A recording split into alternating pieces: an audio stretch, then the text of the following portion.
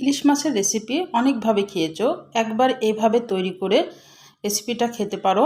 দুর্দান্ত স্বাদের হয়, অসম্ভব মজা হয় এই রেসিপিটা। ইলিশ মাছের ঝোল একদম অল্প মশলা দিয়ে আমি এই তেল ঝালটা তৈরি করে দেখাবো একদম সহজভাবে, আর খুবই টেস্টি হয়। আসসালামু আলাইকুম, হ্যালো বন্ধুরা, তোমরা কেমন আছো? আশা করি তোমরা ভালো আছো। আমি আলহামদুলিল্লাহ ভালো আছি। আমার শখের কিচেনে তোমাদের সবাইকে স্বাগতম। প্রতিদিনের মতো আবার একটি রেসিপি নিয়ে এসেছি, ইলিশ মাছের তেল ঝাল বা ইলিশ মাছের ঝোল একদম অল্প মশলা দিয়ে। আমি কিভাবে তৈরি করছি তোমরা প্রথম থেকে শেষ পর্যন্ত দেখবা, না হলে বুঝতে পারবা না। আমি এখানে মাছ নিয়েছি, মাথা সহকারে নিয়েছি, ডিমও নিয়েছি মাছের, পরিষ্কার করে কিন্তু আগে থেকে ধুয়ে রেখেছি। এবার আমি কিছু মশলা অ্যাড করব। হলুদ গুঁড়া দিলাম হাফ চামচের একটু বেশি, শুকনো মরিচের গুঁড়া দিলাম 1 চামচ মতো, লবণ দিয়েছি পরিমাণ মতো, তারপরে সরিষার তেল দিলাম 2 চামচ মতো দিয়ে এবার ভালোভাবে মশলাটাকে মেখে নিতে হবে। এভাবে একবার তৈরি করতে পারো। ইলিশ মাছের ঝোল তো অনেকভাবে খেয়েছো, একবার এই রেসিপিটা ফলো করে বাড়িতে তৈরি করলে কিন্তু অসম্ভব মজা হয়। সবাই তোমার প্রশংসায় কিন্তু একদম পঞ্চমুখ হয়ে যাবে। আমি ভালোভাবে মশলাটাকে একদম মাছের গায়ের সঙ্গে মিশিয়ে নিব। মেখে নিয়ে আমি কিন্তু মাছটাকে 10 মিনিট রেস্টে রেখে দেব, কারণ মশলাটা যেন ভিতরে প্রবেশ করতে পারে। আর যে কোনো জিনিসই কিন্তু মেখে কিন্তু 10 মিনিট আধা ঘন্টা যদি রেস্টে রাখা যায়, তার কিন্তু স্বাদটা অন্যরকম হয়ে যায়। আমি 10 মিনিট পর আমি কড়াইয়ে চলে গেলাম। এবার কড়াইয়ে আমি সরিষার তেল দিয়ে দিলাম। আমি কিন্তু এখানে সরিষার তেল দিয়ে রান্নাটা করব। আমি কিন্তু আগেও সরিষার তেল দিয়ে কিন্তু ম্যারিনেট করে রেখেছিলাম। এখানে শুধু মশলা আছে আদা আর পেঁয়াজ বাটা, খুবই সামান্য 1 চামচ মতো দিয়েছি। একসঙ্গে একটু আদা আর 2টা পেঁয়াজ বেটে 1 চামচ মতো মশলাটা হয়েছে। একটু পরিমাণ মতো লবণ দিয়ে দিলাম আবার এই পর্যায়ে। তারপরে একটু মশলাটাকে হালকা একটু 1 মিনিট মতো কষিয়ে নিয়ে এখানে আবার হাফ চামচ মতো আমি শুকনো মরিচের গুঁড়াটা দিয়ে দিলাম। তোমরা ঝালটা পরিমাণ মতো যে যেরকম খাবা সেটা বাড়িয়ে কমিয়ে নিতে পারো। দিয়ে এবার ভালোভাবে একটু মশলাটাকে আবার কষিয়ে নিতে হবে।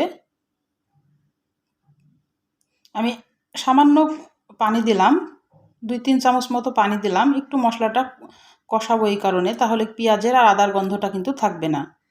এবার যে মাছটা আমি 10 মিনিট ধরে ম্যারিনেট করে রেখেছিলাম, সেই মাছটা এবার মশলার সাথে দিয়ে দিচ্ছি। যখন উপরে তেল উঠে আসবে তখন জানবা যে মশলাটা কষানো হয়ে গেছে। দিয়ে শুধু 1 মিনিট মতো একটু উল্টে পাল্টে নিব। আমি বেশিক্ষণ কিন্তু মাছটা আমি মশলার ভিতরে রাখবো না। একবার হলো এইভাবে মাছের ঝোলটা তৈরি করে দেখতে পারো। এই ইলিশ মাছের এই তেল ঝালটা খুবই মজা লাগে।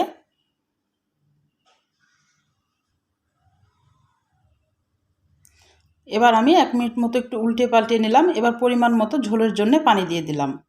মাছটাও সিদ্ধ হয়ে যাবে, আর যতটুকু ঝোল রাখার দরকার ততটুকু রাখা হবে। আর মাছের ডিমটাও দিয়ে দিলাম। আর আমার স্কিপ হয়ে গেছে, আমি কিন্তু কয়েকটা কাঁচামরিচ দিয়েছিলাম মশলার উপরে। যখন আমি মশলাটা কষাই তখন কিন্তু আমি কয়েকটা কাঁচামরিচ আস্ত দিয়েছিলাম। এবার আমি ঢাকনা দিয়ে ঢেকে দিলাম।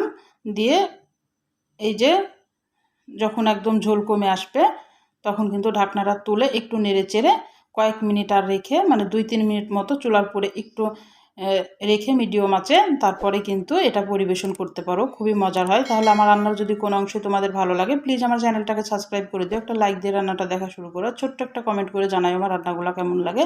পাশে থাকা বেল আইকনটা প্রেস করে দিও। আমি যখন এরকম নতুন রেসিপি তোমাদের মাঝে হাজির করবো তোমাদের কাছে যেন ভিডিওটা চলে যায়। তোমাদের একটা লাইক একটা কমেন্ট কিন্তু আমাকে অনেক উৎসাহ করে। আমি এবার একটু তোমাদের ভাতের সঙ্গে একটু পরিবেশন করে দেখাচ্ছি। ঝোলটা দেখে বুঝতে পারছো কত মজার হয়েছে, আর খেতে কিন্তু অসম্ভব মজা হয়েছিল বন্ধুরা। একবার হলো এই মাছের ঝোলটা এভাবে তৈরি করতে পারো, ইলিশ মাছের ঝোল। আমি তোমাদের কিন্তু একটু খেয়ে দেখাবো যে আসলে কেমন হয়েছিল।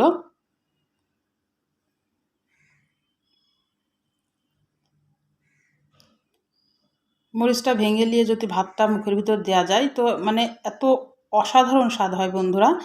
একবার হলো এভাবে তৈরি করে নিতে পারো, দিয়ে এভাবে সকল পরিবার মিলে একসঙ্গে এনজয় করতে পারো। এতটাই মজা হয়েছে, খুবই মজা হয়েছে। তাহলে আজকের মতো বিদায় নিচ্ছি। তোমরা সুস্থ থাকবা, ভালো থাকবা। আবার কোনো নতুন রেসিপির সাথে হাজির হবো। আল্লাহ হাফেজ।